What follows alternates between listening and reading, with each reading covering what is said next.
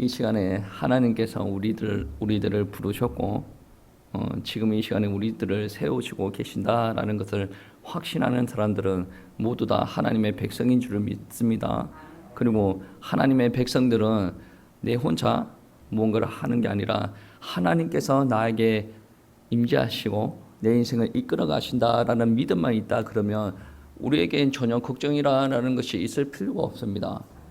예수님께서 오병이어의 기적을 일으키시고 제자들을 배를 태워서 보냅니다. 베세다 쪽으로 배를 태워 보내는데 그날 밤에 풍랑이 일죠. 풍랑이 일는데 아마 힘겹게 노루 저었습니다. 제자들은 많이 고단했을 것 같아요. 근데 언제 그 고단함이 회복이 되어집니까? 새벽 3시경 예수님께서 물가를 걸어서 제자들이 탄 배로 올라탑니다. 그리고 나서 그 고단함이 풍랑이 다 해결이 되어졌다라는 것을 알 수가 있죠. 그 배는 오늘 말씀에 어디를 향했다라고 이야기를 하고 있습니다. 53절 말씀에 보시면 건너가 가네사렛 땅에 이르러 대고 어디에 갔다라고 합니까? 게네사렛 땅에 갔다라고 하죠. 근데 예수님께서 처음에 보내실 때 어디로 보내셨습니까? 설교를 잘 들어야지. 이야기한 지 1분도 안 됐는데 말씀에도 성경 말씀에도 있고 오늘 제가 설교할 때 이야기를 했죠. 베세다라고 이야기했죠. 예수님께서는 분명히 베세다로 가라고 했고, 근데 오늘 배는 어디다가 됐습니까? 맞아요. 게네사렛에 됐습니다. 근데 풍랑이 한참 일 때 우연찮게 어디에 됐다라고 하면 얘가 갈 텐데 풍랑이 한참일 때 거기 된 게 아니거든요. 풍랑이 분명히 잠잠해졌어요. 분명히 목적지가 있었습니다. 그런데 오늘 어디에 됐다라고 하면 게네사렛에 되었다라고 이야기를 합니다. 여러분 게네사렛에 대해서 들어보셨습니까? 유대 역사학자 중에 요세푸스라는 역사학자가 있어요. 이 사람이 게네사렛에 대해서 이야기를 하는데 어떻게 이야기를 하냐면 팔레스타인 지역은 대체적으로 척박합니다. 유대 광야는 무소리만큼 척박합니다. 아무것도 없습니다. 그리고 유대 광야에 햇빛이 내리쬐기 시작하면 거기 있는 모든 것들이 녹아내릴 만큼 그 열기가 대단합니다 라고 이야기합니다. 그렇게 척박한 땅에 갖가지 과일들이 풍성하게 나는 땅이 있는데 그 땅이 어디냐? 게네사렛. 그래서 각종 절기를 맞이하여서 이스라엘의 유대인들이 세계 각지에서 예배 드리기 위해서 모이는데 그 사람들이 게네사렛이라는 땅을 보고 그냥 지나가지 못한다라고 이야기합니다. 너무 풍부한 과일, 맛있는 과일이 그 땅에 있었기 때문이죠. 그런데 유대인들의 시각에서 바라볼 때 이 게네사렛이라는 땅은 이방 땅입니다. 이방인들이 있는 땅이에요. 자기네들이 절대로 발을 뒤져서는 안 되는 땅이고 그 땅에서 나는 과일을 그들은 먹으면 안 된다라고 생각하는 사람들입니다. 그럼에도 불구하고 그들은 절기 때에 맞아가지고 예루살렘에서 예배를 드리고 어디에 드린다라고 하냐면 게네사렛에 드린다. 랍비들이 이 땅을 표현할 때 낙원이라고 표현할 만큼 이 유대인들에게 게네사렛은 그만큼 유혹의 땅이라고 표현할 수가 있습니다. 이 게네사렛은 부유한 땅이고 풍부한 땅입니다. 그런데 이 이면에는 무엇이 있냐면 영적으로 부패하고 타락이 되어져 있었다라는 것을 알 수가 여러분은 알아야 됩니다. 그런데 예수님께서 이 땅을 왜 갔느냐? 베세다로 가자고 해놓고 예수님께서 게네사렛에 왜 갔냐라고 질문을 한다면 정확한 답변을 아무도 할 수가 없을 겁니다. 그런데 우리가 명백하게 우리가 알 수가 있는 것은 게네사렛의 사람들은 예수님을 모두 다 알아보았다라는 거예요. 오늘 말씀 6장 54절 말씀 한번 보시겠습니다. 6장 54절 말씀 우리 다 같이 한 목소리로 읽어 보시겠습니다. 배에서 내리니 사람들이 곧 예수신 줄 알고. 게네사렛에 있는 사람들은 누구라고 했죠? 유대인이라고 했습니까? 이방인이라고 했습니까? 이방인입니까? 이방인입니다. 그런데 오늘 말씀해 보시면 예수신 줄을 알고, 이 말은 그 다음에 나오는 말들이 중요하겠죠. 예수시니까 악감정이 있으면 돌멩이를 집어 던질 테고, 엄청나게 선하고 그분을 믿는다 그러면 그 이후에 그들이 하는 행동들이 드러나겠죠. 그런데 분명한 것은 예수신 줄을 알고 여기에서 우리를 알아야 될 것은 이 게네사렛 사람들이 예수님에게 특별한 관심을 가지고 있었다라는 거예요. 여러분 성경 말씀해 보시면 이 이방인들이 이러한 관심을 가질 수 있다라는 것이 기적입니다. 여러분 요한복음 1장 15절 말씀해 보시면 어떤 말씀이 있냐면 빛이 어둠에 비추되 깨닫지 못하더라. 이거는 세상에 오신 예수님을 두고 이야기를 합니다. 이 어둠이 쫙 깔려져 있는 세상에서 참 빛이었던 예수님께서 오셨습니다. 그런데 그 어둠이 빛 대신 예수님을 알아보지 못하였다. 세상 사람들이 알아보지 못하였다. 유대인들의 정형적인 반응이죠. 예수님께서 생명 되시고 빛 대신 예수님께서 이 땅에 오셨는데 유대인들은 예수님을 알아보지 못하였다.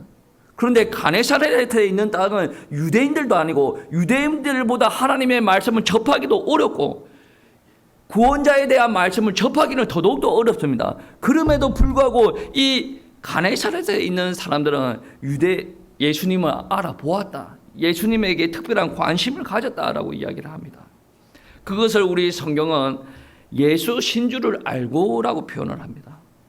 가네사렛의 땅에 예수께서 우리 땅에 오신다라는 소문을 듣고 모든 사람들이 모여들기 시작합니다. 그들이 받았던 소문은 그냥 예수께서 오신다라는 소문이 아니에요. 예수께서 오신다라는 소문 전에 이미 그들이 받았던 소문이 있습니다. 그 소문이 무엇이냐면 구원자 예수님, 치유자 예수님을 만났던 모든 사람들은 치유를 받고 그들의 인생이 바뀌었다 라는 소식을 접하고 알고 있었는데 그 예수님께서 우리 땅에 오신다라고 말씀을 하시니 모든 아픈 사람들, 예수님의 도움이 필요하고 예수님의 능력이 필요한 사람들은 다 모여 들었다라고 말씀을 하시는 거예요. 게네사렛에 있는 사람들은 예수님께서 오신다라는 말씀을 듣고 모였습니다. 은혜 받으려고, 고침을 받으려고. 그분의 권능이 필요하니까. 근데 여러분의 예수님은 어디에 있습니까? 지금 우리가 21세기를 살고 있는데 이 21세기의 예수님은 어디에 있어요? 우리는 심각하게 질문을 한번 해봐야 됩니다. 여러분이 이거에 대해서, 이 질문에 대해서 확실하게 답변을 할 수가 있으면 여러분의 삶이 바뀌어질 거예요. 여러분의 예배 드리는 태도가 바뀌어질 거란 말이에요. 이거 들어서 믿는 게 아니라 진정으로 내가 마음속 깊이 내 영혼이 느끼게 되어지면 바뀌게 되어진다라는 말씀입니다. 예수님은 하나님이시죠. 하나님은 어떤 분입니까? 이런 질문을 하는 목사가 웃기죠.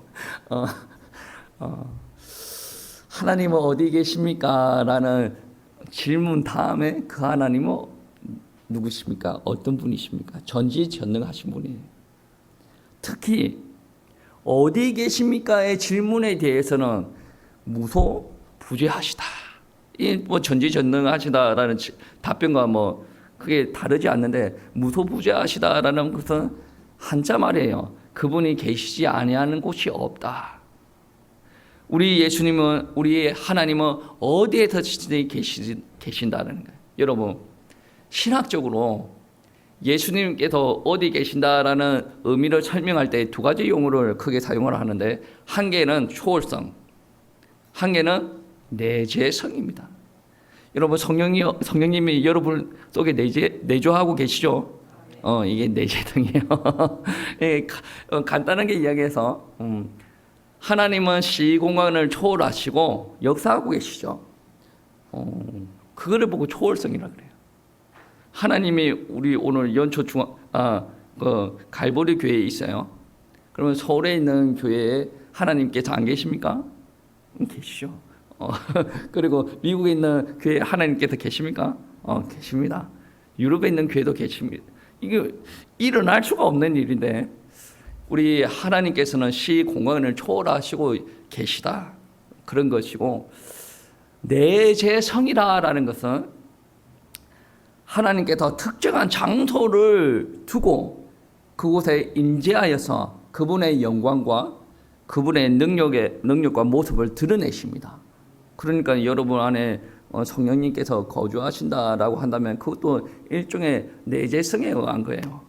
그리고 오늘날은 예배가 너무 자유로워졌는데 우리가 하나님께서 이 교회에서 우리가 특별히 기도하고 예배를 준비한 우리에게 하나님께서 이곳에 임재하셔서 능력을 드러내시고 영광을 드러내시고 우리 성도님들도 회복시키기 원하시고 그러한 것을 기뻐하신다라는 것이 무엇이냐?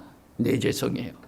하나님께서 하나님의 역사를 두고 이야기할 때 초월적인 하나님만 두고 이야기를 하면 신앙생활에 허점이 생길 수도 있어요.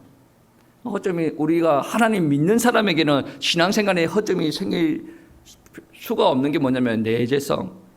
내가 가는 곳곳마다 하나님께서 나를 따라다니시고 우리가 이 시간에 이곳에서 예배 드릴 때에 하나님께서 임재하시고 지금 능력을 행하신다라는 말씀입니다.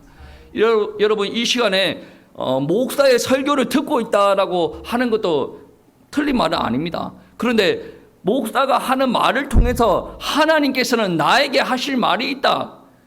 때에 따라서는 위로가 필요한 나에게 하나님께서는 강력한 말씀으로 나한테 위로가 되어질 수가 있고 하나님께서는 이 본문 말씀을 통해서 힘을 줄 수가 있고 내가 어디로 갈지 잘 모르겠다. 하나님께서 그 말씀을 통해서 나한테 어디로 갈지 인도하여 나가신다라는 거예요. 여러분 정말로 하나님의 내재성이 이 시간에 역사를 한다라고 한다면 여러분 이 시간에 기도할 때 하나님께 찬양을 올려드릴 때 말씀을 들을 때 하나님께서 그분을 임재하시고 역사하고 계신다라는 거예요. 찬양할 때 하나님을 만나는 거예요. 그래서 기도할 때 하나님을 만나고 하나님이 말씀 들을 때 여러분 하나님을 만난다라는 말씀이에요. 예배에는 특별한 축복이 있습니다. 특별히 준비한 예배 가운데 특별히 기도한 그 성도님들이 모여서 특별한 장소에 주님을 향해서 예배 드릴 때 하나님께서 이곳에 임재하시고 여러분을 찾아가시고 여러분에게 역사하신다라는 거예요. 과거에 영적인 부흥을 이루었던 청교도라는 데가 있어요. 하나님을 믿지 않는 사람들도 청교도를 압니다. 청교도를 한두 번쯤은 들어봐야 돼요. 그 청교도들의 신앙생활을 하는 것을 보면 그들의 신앙생활에 특별한 철학이 있어요. 그 철학이 무엇이냐면 가급적이면 그리스도인들의 모임, 예배의 모임 절대로 빠지지 않는다. 가급적이면 빠지지 않기 위해서 최선을 다했다라는 거예요.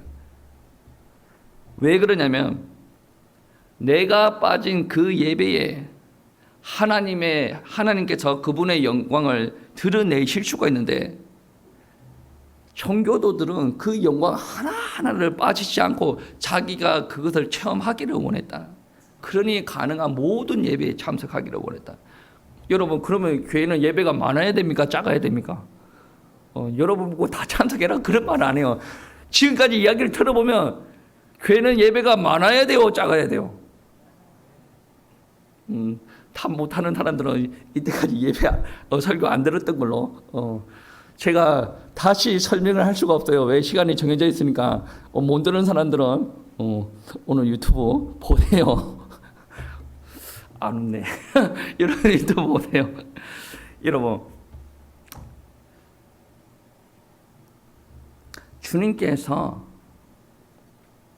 역사하시고 그 역사를 우리가 체험하고 그분이 역사하는 것을 통해서 우리가 치유받고 회복되기를 원하신다면 그분이 영광 드러내시는 그곳, 가장 영광을 잘 드러내시는 곳이 어디냐면 예배 드리는 장소예요. 그 예배 드리는 장소를 사모하시고 그 예배 드리는 장소를 통해서 여러분 인도 받으시길 바랍니다. 주님께서 게네사렛 마을에 이르렀을 때에 사람들이 예수님께서 오셨다는 소식을 듣고 주님 앞에 달려왔습니다. 그 사람들은 달려오는 것에 그치지 않고 기대하고 달려왔어요. 우리 예수님을 만나게 되면 내가 가지고 있는 모든 문제가 해결이 되어지겠구나 기대하고 예수님 앞에 달려왔다라는 거예요. 그런데 오늘 본문 말씀을 보시면 약간 몸이 건조합니다. 왜냐하면 사복음서나 다른 성경 구절에 보시면 예수님께서 치유하시는 장면들이 있어요. 치유하시는 장면들이 있으면 그 치유하는 장면들을 잘 묘사를 하거든요. 예수님께서 가르치시고, 예수님께서 손을 얹어서 안수기도도 하시고, 병든 자들이 낫기도 하시고, 귀신 들린 자에게 귀신이 쫓겨 나가기도 하시고, 아주 자세히 묘사를 합니다. 어떤 사람들은 예수님의 치유의 능력을 체험하지 못한 사람들은 남의 이야기처럼 들릴 수가 있어요. 그런데 예수님을 만나본 사람이고 예수님을 체험한 사람들은 그만큼 사실적인 일이 되어질 수가 없어요. 그런데 오늘 말씀을 보시면 아주 몸이 건조합니다. 오늘 55절 56절 말씀 우리 다 같이 한번 보시겠습니다. 그 온 지방으로 달려 예수께서 어디 계시다라는 말을 듣는 대로 병든 자를 침상채로 메고 나오니 아무데나 예수께서 들어가시는 지방이나 도시나 마을에서 병자를 시장에 두고 예수께 그 옷자락이라도 손에 대게 하시거늘 간구하니 손에 대는 자는 다 성함을 얻으니라. 아멘. 별로 몸이 건조하지 않는데요. 그러면 여러분 은혜 받은 사람이에요. 다른 본문보다 조금 몸이 건조하다. 그런데 오늘 본문 말씀을 통해서 우리가 알 수 있는 것은 무엇이냐면 예수님의 행동 묘사는 크게 나타나지 않았어요. 그런데 게네사렛이라는 동네에 있는 사람들의 행동 묘사가 두드러지게 나타났다라는 거예요. 예수님께서 옮기는 데마다 사람들이 듣고 계속 우르르 몰려들었다는 거예요. 여러분 참고로 다시 한번 이야기하자 그러면 이 땅은 유대인들이 있는 땅입니까? 이방인들이 있는 땅입니까? 이방인들이 있는 땅이에요. 이방인들이 이거를 따라간다라는 것은 이거는 은혜 아니고서는 따라갈 수가 없어요. 유대인들도 지금 별 감정이 없어요. 그런데 이방인들이 따라간다라는 것은 정말 하나님의 은혜라고 표현할 수밖에 없어요. 이 사람들이 예수님께서 등장하신다. 그러면 그때 다 그곳을 다 따라가는데 이 사람들이 질서정연하게 갔다. 순서를 기다렸다. 그거는 상관이 없어요. 오늘 본문 말씀에 제일 강조하는 것은 예수님께서 나타나시는 대로 이 사람들이 우르르 몰려다녔다. 이거를 지금 표현하고 있다라는 말씀입니다. 결론은 무엇이에요? 예수님께서 등장하시는 대로 몰려다녔는데 결론은 어떻게 되었냐면 마가복음 6장 56절 말씀에 손 대는 자는 다 성함을 얻느니라. 성함을 얻었다라는 말은 구원을 얻었고 그 구원을 얻은 상태가 쭉 지속이 되어졌고 보존이 되어졌다라는 말씀이에요. 기도를 한 번에 하니 치유가 되어졌고 이제 끝났네. 이제 내가 사는 대로 뭐 살고 이런 개념이 아니에요. 무조건이 아니에요. 이 치유는 조건도 있고 이 치유는 완벽한 치유였다. 여러분 한번 보세요. 56절 마지막 부분에 보시면 다 성함을 얻었다라고 이야기를 하죠. 마지막 구절에 그 다 성함을 얻었다라고 말하기 전에 어떤 내용이 있습니까? 손을 대는 자는 다 성함을 얻었다라는 거예요.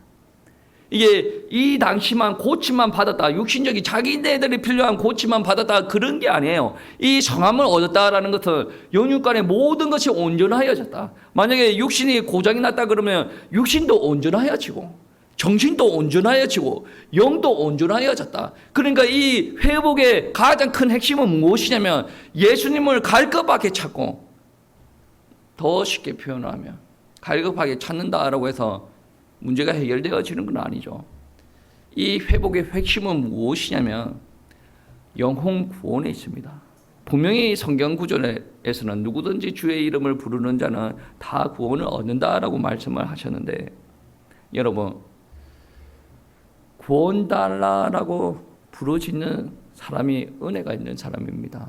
아무나 부르짖을 수가 없어요. 제가 지나가다가 여러분 은혜가 안 되어지면 은혜 달라고 기도하세요라고 이야기할 때가 있고, 믿음이 없는 것 같으면 믿음 달라고 그게 작은 기도가 아니란 말이에요. 구원 달라고 구하는 사람에게 하나님께서는 다 구원을 주신대요. 여러분이 기도하는 거 다 하나님께서 들어주신대요.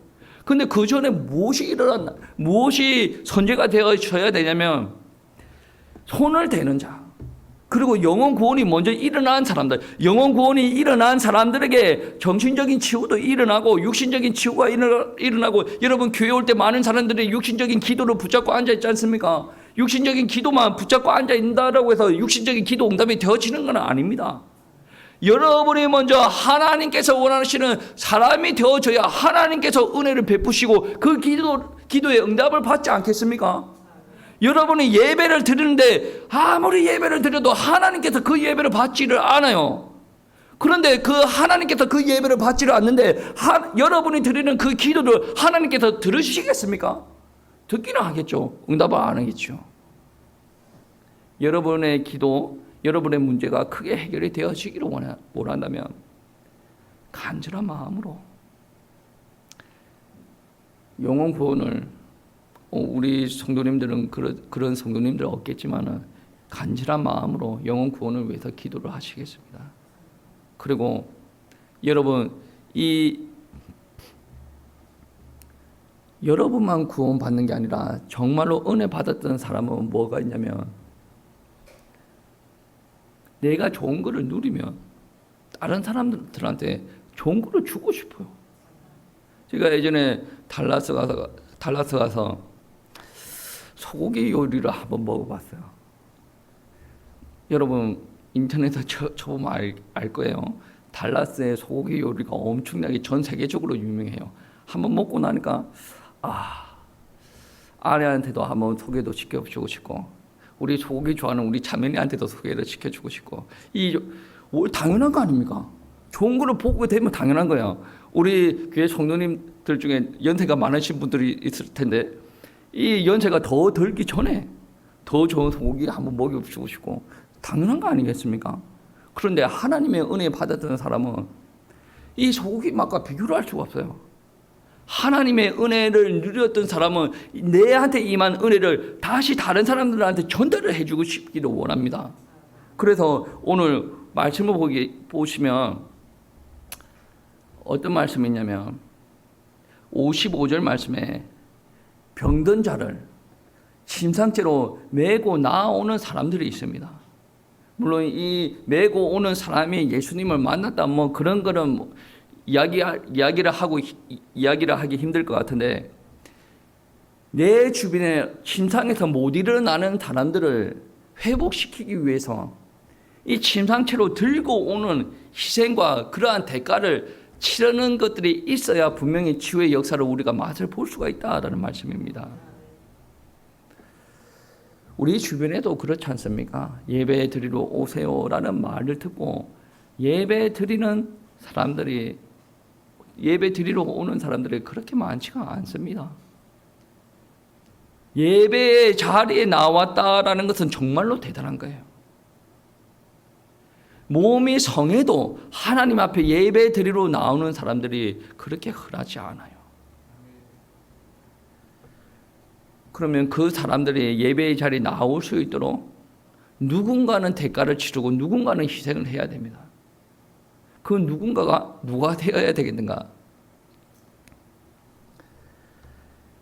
하나님께서 우리를 구원하시기 위해서 하나님의 외아들 독생자 예수 그리스도를 죽이시는 대가를 치렀습니다. 그 대가로 말미암아 우리가 하나님의 자녀가 되어진 거죠.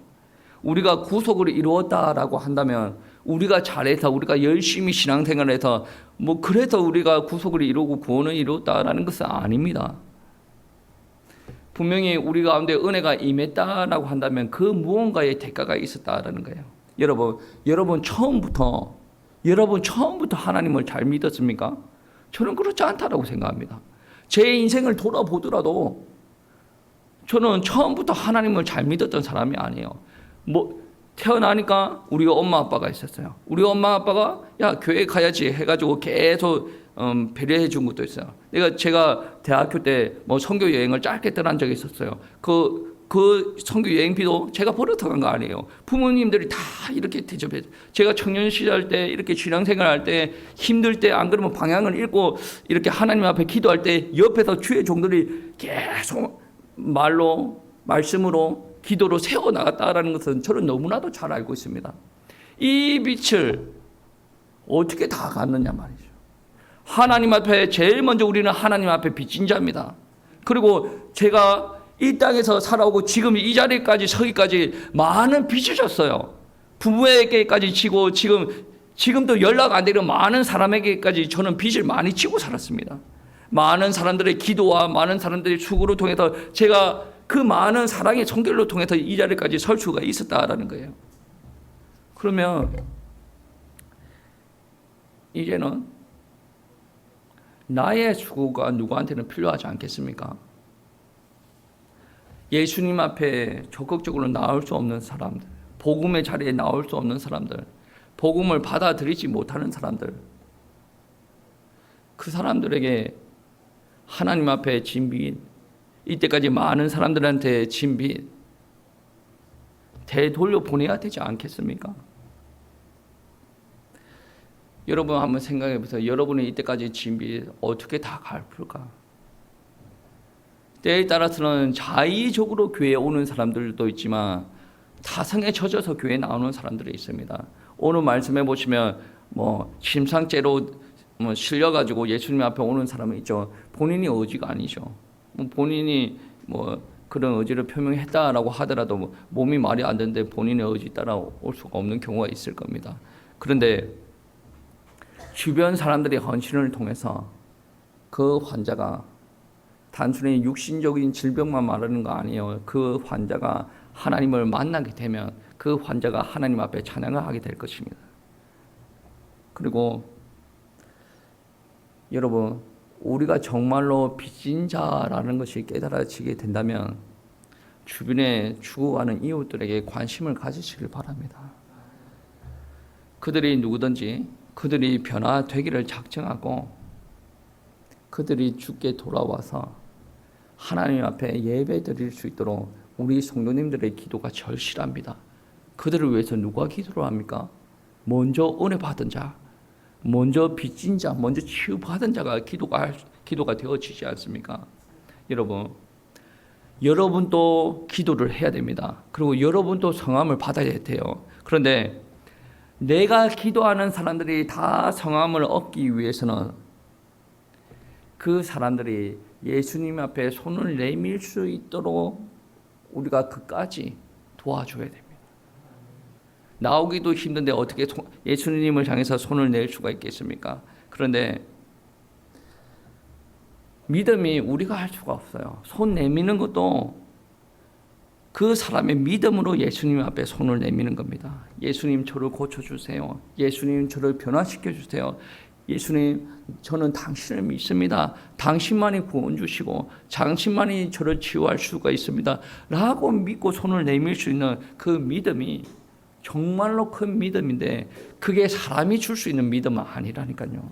우리가 그 사람들을 위해서 기도는 해줄 수가 있어요. 그 사람들을 어떻게 이야기해서 선물로 꽂아가지고 예배당에 끄집어보고 당길 수는 있어요.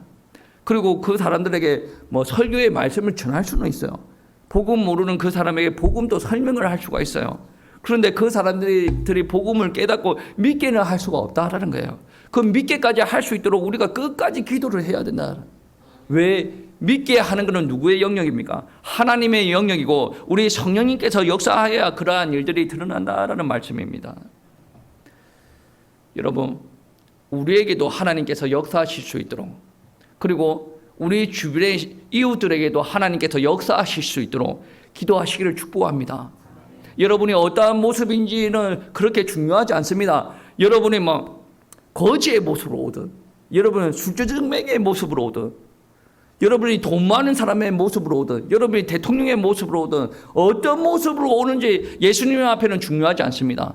예수님은 중심을 보세요. 예수님은 이 아이가 얼마나 갈급하고 애통하고 처절한 모습으로 내 은혜를 사모하고 오는지 예수님은 그것을 보신다라는 말씀입니다.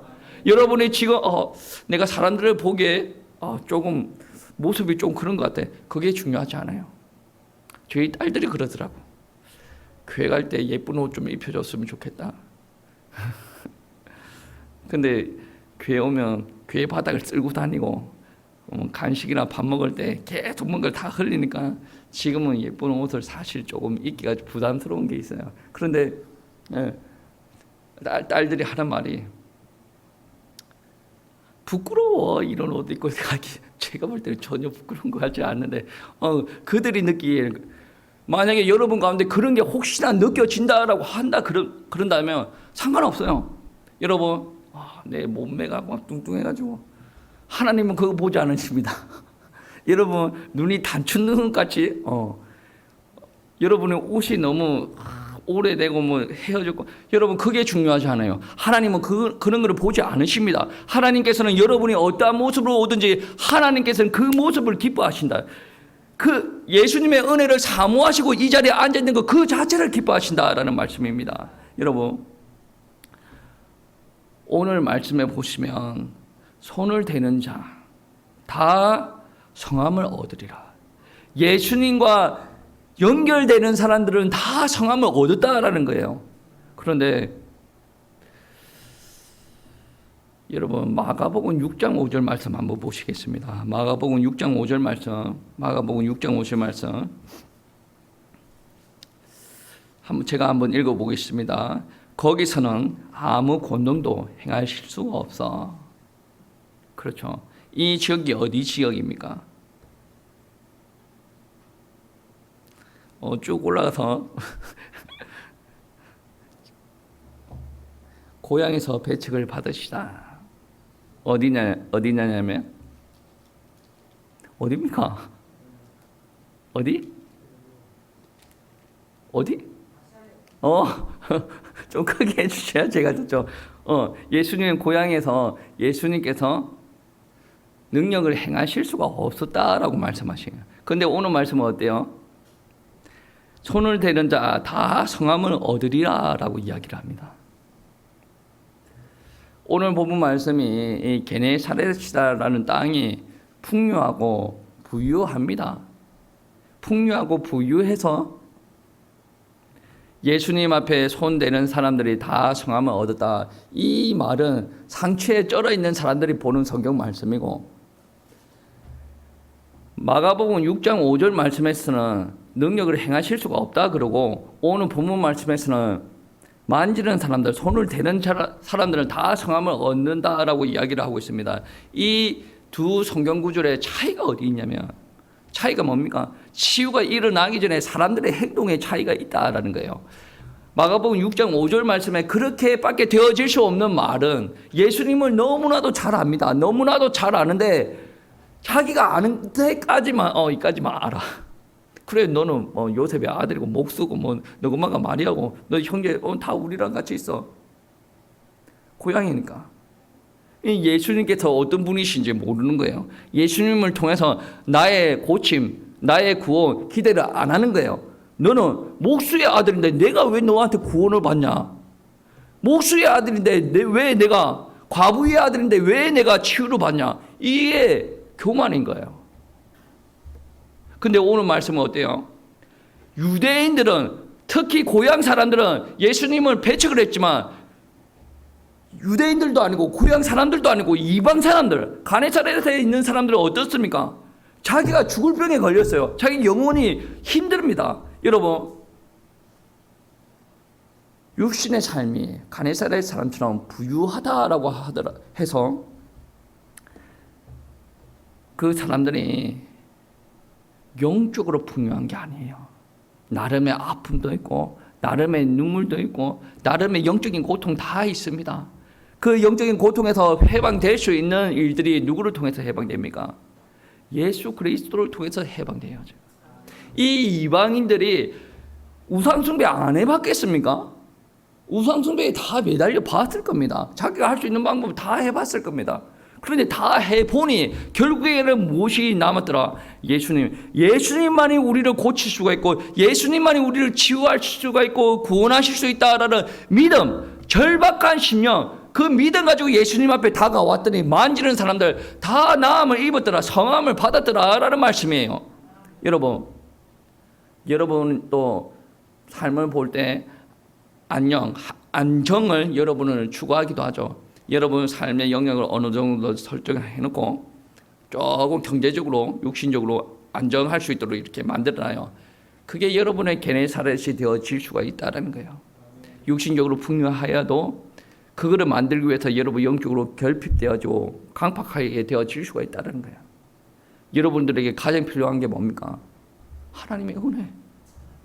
제가 자신감 있게 말할 수 있는데 하나님의 은혜가 임한 사람들은 그 누구도 굶어 죽는 법이 없습니다. 하나님의 은혜가 임했을 때는 제가 요즘 자녀 교육에 관심이 좀 많이 있긴 한데 하나님께서 자녀 교육을 망치는 법이 없습니다. 사람의 지혜는 짧아서 이렇게 해볼까 저렇게 해볼까 막 그렇게 재고 따지는데 하나님께서는 끝까지 보시고 완벽하게 이끌어 가십니다. 여러분 믿으시기 바랍니다. 하나님 앞에 모두 다 맡기세요. 가정도 맡기고 직장도 맡기고 자식도 맡기시기 바랍니다. 그리고 여러분이 체험한 은혜 주변 사람들한테 전달할 수 있는 사람들이 되어야 되지 않겠습니까? 여러분이 볼 때 가네사렛에 있는 사람들처럼 보이는 사람들 많겠죠. 저 사람 내보다 잘 살아. 저 사람 나보다 지위가 높고 저 사람 내보다 돈이 많아. 내보다 잘 사는데 무슨 하나님의 은혜가 필요하겠어 이야기했잖아요. 세상 명예와 지위로 돈으로 채워지지 않는 영적인 갈급함. 그 하나님께서 사람을 그렇게 만들어놨어요. 그게 해결이 되어지지 않으면 결국은 그 사람들은 마귀가 갈 지옥으로 간다는 거예요. 그 사람을 누구만이 구원을 할 수가 있냐면 여러분만이 도와줄 수가 있는 거예요.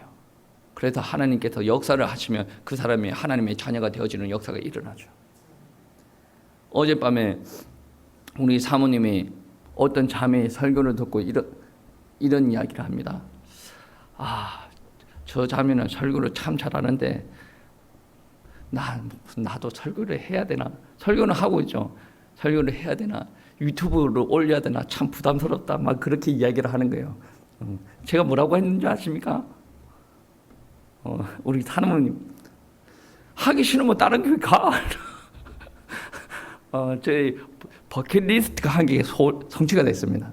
제 버킷리스트 중에 하나가 뭔지 아십니까? 이 우리 교회를 떠나는 사람들 중에 간혹 이런 사람이 있어요. 교회를 욕을 해요. 목사를 욕을 해요. 결국은 그 사람들의 이야기를 들어보면 목사 잘못이야. 내가 아무리 생각해도 잘못이 없는데 내가 그 잘못이 있다 그런다면 그 사람 비위를 안 맞춰준 것밖에 없고 내가 잘못이 좀 있다 그런다면 하나님의 비위를 더 맞추려고 발부둥 친 것밖에 없는데 아니 왜 나가면서 목사를 욕을 하지? 그러면서 그런 게 10여 년이 쌓이다 보니 혼자 드는 생각이 목사가 바보로 아는가 봐. 그런 생각이 드는 거예요. 그래서 내 한번 그거를 해보고 싶어요. 내 일평생에 어디 교회, 저도 일평생 어느 교회를 가면서 상황에 따라서 지역을 떠나면서 교회를 이동하는 경우가 있지 않습니까? 목사 욕을 저는 한 적이 없는데 사람들이 그렇게 나를 보고 하니 나도 한번 해보고 싶다. 지금은 이제 목사 욕을 할 수가 없으니 니 나가. 그렇게 한번 해보고 싶다. 어제 사모님한테 하기 싫으면 나가. 하기 싫으면 나가. 다른 교회 가라. 우리 성도는 니 같은 성도 필요 없으니까 나가. 그래. 그래 우리 사모님이 아무 소리 안 하더라고. 그래 그 설교하는 그 자매를 잘하시더라고. 잘하시는데 우리 사모님을 좀 세워주려고 어떤 이야기를 했냐면 사모님 보세요. 저런 설교는 하기 쉬워. 저 설교 사모님이 모르는 지식 같지? 주소 보면 다 나와. 그래서 주소 보고 정리해서 읽으면 저런 설교가 되는 거야. 이 참고로 이야기하는데 다른 분들을 모욕하거나 그렇게 하는 게 아니라 우리 사모님을 좀 세우기 위해서 그렇게 이야기했다는 것을 이해하시고 들으시기 바랍니다. 저런 설교는 주석에 한 몇 권을 보면 다 나와. 없는 주석이 없어. 그것만 탁 복사 붙이기 그렇게 하면 되는 거야. 그 쟤는 이야기를 안 했어요. 그 뒤로 지금의 이야기를 하면 그래요. 제가 설교하고 공부를 좀 했어요. 그럼에도 불구하고 설교를 좀 못하죠. 그런데 설교하기에 대해서는 프라이드가 좀 있습니다. 그 프라이드는 무엇이냐면 설교는 종합적인 사고가 가능해야 됩니다. 그게 무슨 말이야? 주석에 있는 것도 긁어가 붙여야 되고 그리고 어떤 부분에서는 신학이 완벽해야 돼요. 탄탄한 신학이 없으면 세게 설교 못해요. 신학은 뭡니까? 하나님을 아는 지식 아닙니까? 학문 아닙니까? 하나님께서 이거를 가장 원하신다고 확신이 들면 목사는 강하게 이야기할 수가 있어요. 성도가 조금 거북스러운데 라고 이야기할지라도 할 수가 있습니다. 왜 그러냐면 거북스러운 것은 그 사람이 지금 하나님의 뜻대로 살지 않아서 그런 거고, 하나님께서 이거를 원하십니다 라고 이야기할 수 있는 게 바로 설교자가 할 수 있는 거란 말이에요. 하나님께서 이거를 원하십니다. 어떤 말씀해 보시면 이거는 긴가민가 라고 생각되어지는 부분들이 있어요. 그런데 신학이 완벽하면 강력하게 선포가 되어진다라는 말씀이에요. 성경 말씀도 잘 알아야 되고 신학이라는 것도 탄탄해야 됩니다. 그리고 무엇보다 내가 하나님을 경험을 해야 돼요. 내가 하나님을 믿어야 돼요. 여러분이 아는 하나님과 제가 아는 하나님이 달라요? 같아요. 근데 여러분이 경험한 것과 제가 경험한 것은 조금 다를 수도 있죠. 조금 다르다라고 해서 하나님 자체가 다르다라는 것은 아닙니다. 그런데 분명한 것은 여러분을 구원하신 분이 하나님, 저를 구원하신 분은 하나님. 근데 여러분이 만약에 하나님을 안 믿고 여기 앉아있다라고 한다면 제가 만난 하나님께서 말씀하시는 성경 말씀은 제가 선포합니다. 근데 여러분 못 듣겠어요. 여러분 하나님을 안 믿는 거란 말이에요. 잘 듣고 계시죠? 여러분 하나님 잘 믿는 거예요. 그렇습니다. 내가 먼저 은혜를 받아야 돼요. 그리고 설교자는 매 순간 삶의 현장 가운데서 기도와 삶으로 하나님을 묵상을 하고 그 말씀 따라 발버둥 치는 부분들이 있어야 된단 말이에요. 그래서 믿음이 연약하거나 만약에 젊은 친구들이 목사님의 이야기를 들으면 어떻게 느껴질 수가 있어요? 꼰대, 앞뒤가 꽉 막혔다. 그러면 저는 어떻게 생각돼야집니까? 내가 볼 때 네가 더 꼰대 같아. 제 생각이 그래요. 목사가 이야기하는 건 한 가지밖에 없어요. 하나님 앞에 예배 똑바로 드려라. 하나님의 말씀대로 살아라. 근데 젊은 애들가 목사님 꼰대 그것밖에 안 하고, 내가 꼰대라고 생각하는 이유가 뭔지 아십니까? 니는 네가 아는 세상에서 네가 하고 싶은 대로 살고 있잖아. 하나님의 말씀에 근거해서 삽니까? 안 살아요. 자기네들은 자유롭다, 개방스럽다라고 이야기하는데 자기 사고방식이 딱 갇혀가지고 자기 필요할 때만 와가지고 하나님 앞에 기도하고 말씀 듣고 가버려. 내가 볼 때 네가 더 꼰대야.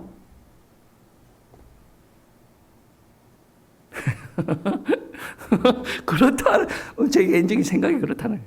그런데 목사가 꼰대라고 느껴질 수가 있어도 우리는 이것을 굽힐 수가 없는 것이, 여러분 여기에서 내려가서 얼마든지 좋은 말을 해주고 좋은 말을 들어주고 할 수가 있습니다. 근데 여기서 타협이 되어지는 순간에 저도 무너지고 여러분도 무너지고 교회는 다 무너집니다.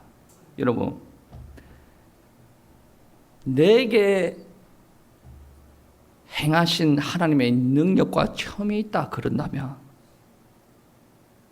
그거를 전달하는 사람들이 있어야 되지 않겠습니까? 그게 바로 설교자가 그러한 일들을 감당을 해야 되고, 강대상이 아니더라도 강대상 밑에 내려와서 여러분들이 설교자의 심정으로, 그러니까 하나님의 말씀 전하는다는 심정으로 여러분 이거를 전달하는 사람들이 되어져야 됩니다.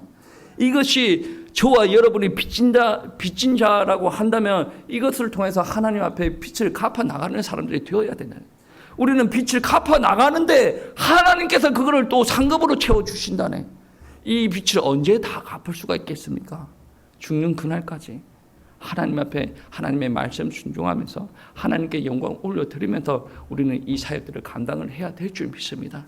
한 주 동안 하나님의 말씀 의지하면서 승리하시기를 축복합니다.